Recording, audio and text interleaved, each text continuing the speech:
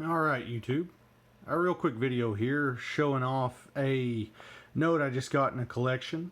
This is the very legendary 1901 legal tender, the $10 Bison Note with Lewis and Clark on it. This is a pretty ratty example of it, which a lot of the Bisons are pretty ratty. They were pretty heavily circulated.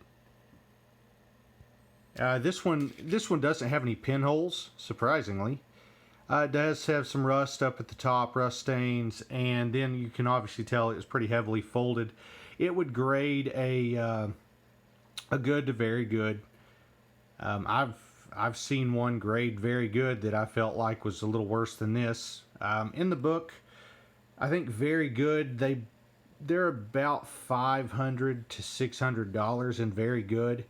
Would they go for that? I don't know.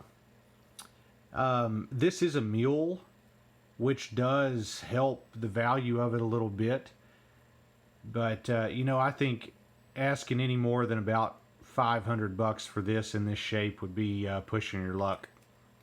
But anyway, there's not tons and tons of history on these things. They're actually a lot more common than people give them credit for. They do have Lewis and Clark on them, like I said. The buffalo in the middle, there's a lot of controversy about, that buffalo and which one it represents. At the time, there was a buffalo named Black Diamond that many believe that it was designed after. Black Diamond is commonly seen on the back of the buffalo nickel. There was also a buffalo in the Washington Zoo named Pablo, I believe, or Pablo. No, it's Pablo. Pablo that they also believed that it could be designed after. And I've always heard or been told that this buffalo was just one that was shot back in the day in like Wyoming. And it was just one of those they had a picture of, and it was stuffed and possibly in the Smithsonian. So there's all sorts of conflicting stories there. Believe what you want. But anyway, this note, like I said earlier, isn't in the greatest of shape, but you can see the detail in the note. It is really, really pretty cool. Pretty neat piece of history. And then the front, it's a Spillman white on the signature combinations.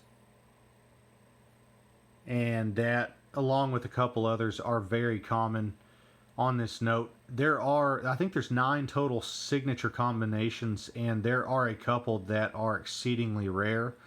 You can also find these in star notes, and a star note bison is what to get. Good luck finding one. But a star note bison in this shape will probably bring $1,200 starting, and go up from there pretty quickly. But anyway, I thought this was a pretty intriguing note. It is a low grade, but it's one that I know a lot of people try to get in their collections at some point. But just know when you go to collect these, save the money and try to get you a good example, because they are out there. These are not as rare as people give them credit for, okay? They are extremely iconic. They do have a small premium because of that iconic nature of them, but don't treat them like, oh, I gotta buy the first one I see because I'll never see another again, because they are out there. I've owned, in 15 years, I've probably owned close to a dozen of these in various grades. The highest grade I've ever owned is around an XF, which starts to become a pretty expensive note. But most of them you will see in this grade and slightly higher. But anyway, I hope you enjoyed the video. Hope you learned something, and I'll see you next time.